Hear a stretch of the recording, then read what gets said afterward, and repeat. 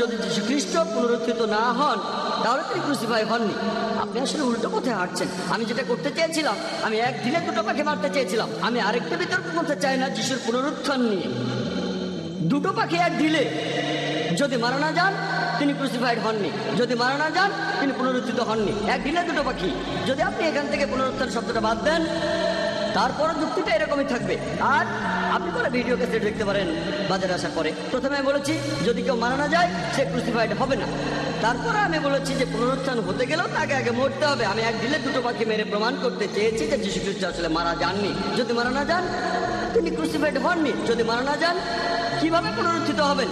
আমি এখানে এক ঢিলে দুটো পাখি মারতে চেয়েছিলাম, তবে টপিকের মধ্যে থেকেই। আমি টপিকের বাইরে চলে যাইনি, কারণ এই দুটো ব্যাপারই ইম্পর্টেন্ট। বলের কথা অনুযায়ী 1 করিন্থিয়ান 15 অধ্যায়ের 14 অনুচ্ছেদে যে যদি যীশু খ্রিস্ট মারা না যান, না ওঠেন, আমাদের শেখানো মূল্যহীন, তোমাদের বিশ্বাসও মূল্যহীন। আমি এক ঢিলে দুটো পাখি মারতে চেয়েছি। পরে অনুষ্ঠানটা ভিডিও দেখে নেবেন। আপনি এছাড়াও বললেন যে ঐতিহাসিকরাই বলেছে, ইহুদি ঐতিহাসিক, যে যীশু ক্রুসিফাইড হয়েছিলেন। ভাই আপনি কি জানেন যীশু ক্রুসিফাইড হয়েছে এ নিয়ে কতগুলো বই লেখা হয়েছে? তার ডবল বই লেখা হয়েছে যীশু যে ক্রুসিফাইড হয়নি সেটা নিয়ে, ঐতিহাসিক রেকর্ড। আপনি আয়ারতে আসেন। ভেঞ্চুরির কথা বলতে পারি, একজন জার্মান দার্শনিক, তিনি বলেছেন সিম্পলি সব। আপনি কতগুলো বলবেন, আমি আপনাকে দ্বিগুণ বলবো। ওই ঐতিহাসিকরাই, মুসলিমরা নয়, খ্রিস্টান, অমুসলিম, একজনের কথা বলেছি। 4 নম্বর প্রশ্ন, যদি যীশু খ্রিস্ট সত্যি সত্যি মারা না যান তার কি হয়েছে? তিনি কি পৃথিবীর নিচে আছেন? ইত্যাদি। মনে হয় আমার লেকচারটা শোনেননি। দুটো লেকচার দিয়েছি আর প্রশ্নের উত্তরও দিয়েছি। সেখানে পরিষ্কার করে বলেছি সূরা নিসার 157 নম্বর আয়াতে উল্লেখ করা হয়েছে ওয়া মা কাতালু ওয়া মা সালাবুহু, তারা তাকে হত্যা করেনি, ক্রুশবিদ্ধ করেনি। কিন্তু তাদের এমন বিভ্রম হয়েছিল। পরের আয়াত সূরা নিসার 158 নম্বর আয়াতে উল্লেখ আছে যে আল্লাহ সুবহানাহু ওয়া তাআলা তাকে নিজের কাছে তুলে নিয়েছেন। আমি বলেছি যে জীবিত অবস্থায় তাকে তুলে নিয়েছেন আল্লাহ নিজের কাছে। আল্লাহ সুবহানাহু ওয়া তাআলা যীশু খ্রিস্টকে উপরে তুলে নিয়েছেন তার নিজের কাছে। এছাড়াও পবিত্র কোরআনে সূরা ইমরানের 55 নম্বর আয়াতে উল্লেখ করা হয়েছে আল্লাহ তাকে জীবিত তুলে নিয়েছেন। যীশু খ্রিস্ট আবারও পৃথিবীতে আসবেন। আপনার 4টা প্রশ্নের উত্তর দিয়েছি। আর আমাদের প্যাস্টর বললেন, আগের প্রশ্নে ওনার বলা উত্তরটা নিয়ে বলছি। প্রত্যেক খ্রিস্টানের কাছ থেকে নতুন নতুন কথা শুনি। তিনি বললেন কিছু ক্ষতি আছে যা পূরণ করা সম্ভব নয়। প্যাস্টর বলেছেন, এখানে রেকর্ড হচ্ছে। তার মানে যিশু কিছু পাপের প্রায়শ্চিত্ত করতে পারবেন না। এখান থেকে যেটা বুঝলাম, কোনো খ্রিস্টানের সাথে পরিচয় হলে তাদের মতামত সম্পর্কে নতুন কথা শুনি। তাহলে ছোটখাটো পাপ হলে যীশু খ্রিস্ট তার প্রায়শ্চিত্ত করেছেন, বড় পাপের প্রায়শ্চিত্ত তিনি করেননি, সেটাকে আমি বুঝলাম। হ্যাঁ ভাই, আপনি আর কিছু বলবেন? ভাই আপনি মন্তব্য না করে আরেকটা প্রশ্ন করতে পারেন, কারণ এখনো আমাদের হাতে 2-3 মিনিট সময় আছে। তবে বক্তাকে এই প্রশ্নের উত্তর 3 মিনিটের মধ্যেই দিতে হবে। হ্যাঁ ভাই, তাড়াতাড়ি প্রশ্ন, তাড়াতাড়ি উত্তর, 3 মিনিটের মধ্যে। আপনি আপনার লেকচারে বাইবেলের উদ্ধৃতি দিয়ে যুক্তি দেখালেন।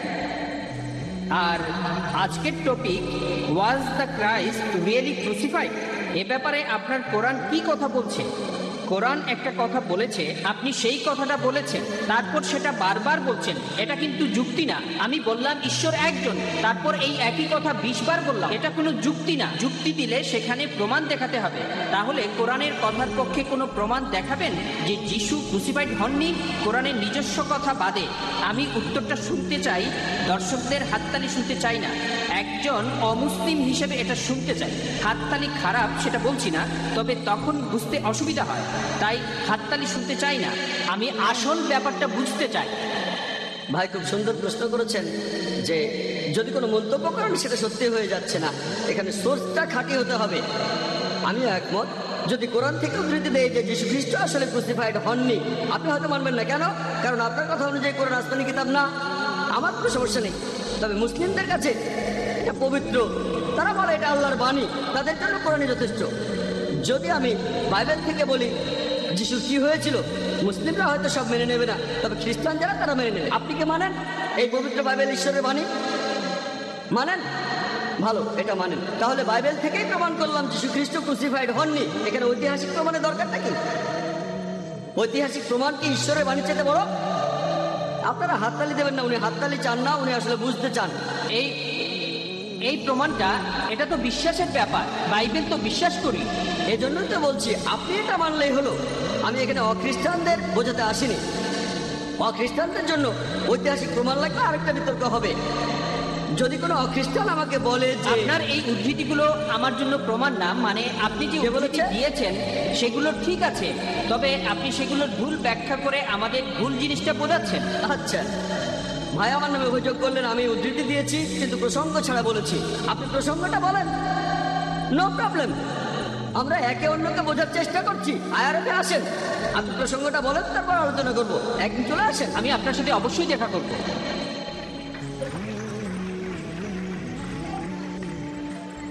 জাযাকাল্লাহ খায়ের। আমরা ধন্যবাদ জানাই আল্লাহকে যে অনুষ্ঠানটা ঠিক মতো শেষ করতে পেরেছি। আমরা আজ একে অন্যকে ভালোভাবে বোঝার চেষ্টা করেছি, আশা করি আপনারাও উপভোগ করেছেন। আমি সবশেষে ধন্যবাদ জানাই ইন্ডিয়াস গসপেল মিশন ও ইসলামিক রিসার্চ ফাউন্ডেশনকে এই অনুষ্ঠানটা সফলভাবে আয়োজন করার জন্য। আমি ব্যক্তিগতভাবে ধন্যবাদ জানাই প্যাস্টর রকনি, প্যাস্টর সাজি, ডাক্তার জাকির এবং এখানে উপস্থিত সব দর্শক শ্রোতাকে। জাযাকুমুল্লাহ খায়রান। আল্লাহ আমাদের সবাইকে পুরস্কৃত করুন। Every morning on every news flash, I hear the sorrow of the world. It seems like everybody's lost and scared, trying to make sense of it all. And as I travel to and fro, so many faces pass me by. I see lonely hearts living lonely lives, just biding their time. And when we call ourselves civilized, many people living empty lives. মানবতার জন্য করুণা স্বরূপ মহান চরিত্র দিয়ে ইন্নাকা লাআলা খুলুকিন আযীম। মুহাম্মদ সাল্লাল্লাহু আলাইহি ওয়াসাল্লাম তিনি হলেন সবচেয়ে মহৎ এবং মহান চরিত্রের অধিকারী। জান্নাত যাওয়ার রাস্তা দিয়ে আমরা সবাই মিলে ঈমান আনো আল্লাহর প্রতি, তার রাসূলের প্রতি। শাহ ওয়ালিউল্লাহ রাসূল সাল্লাল্লাহু আলাইহি ওয়াসাল্লাম तमाम সৃষ্টির জন্য রব্বুল আলামিনের প্রেরিত রাসূল। দূত কেন মহান আল্লাহ মুহাম্মদ সাল্লাল্লাহু আলাইহি ওয়াসাল্লামকে সমস্ত বিশ্বের জন্য রহমত বানিয়ে পাঠালেন। শান্তির দূত প্রতি সোমবার ও শনিবার সন্ধ্যা 5:30টায় বা পুনঃ সম্প্রচার সকাল 6টায় বাংলাদেশের পিস টিভি বাংলায়।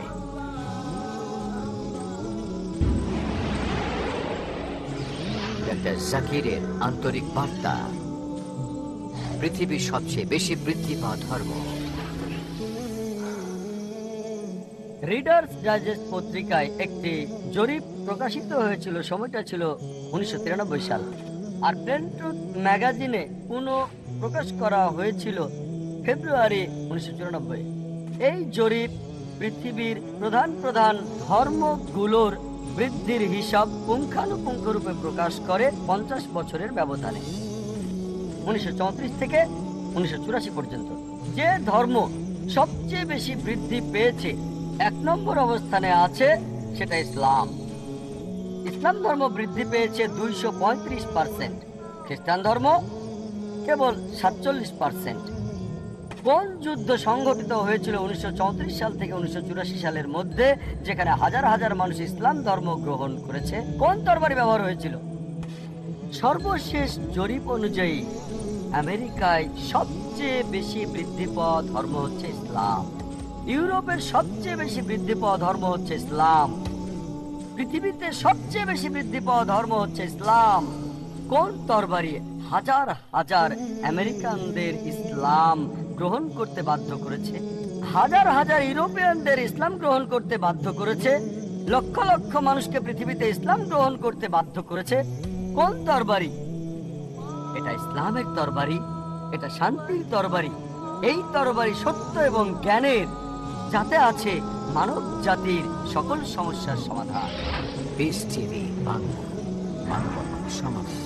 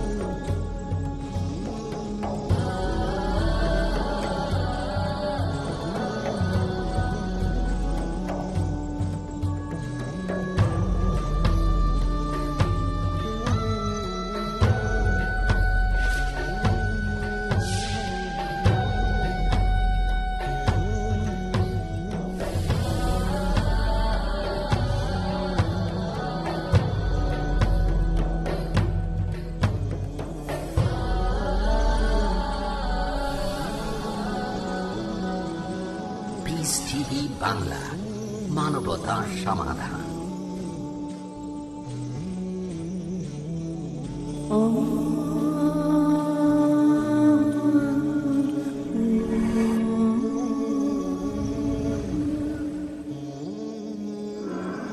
Oh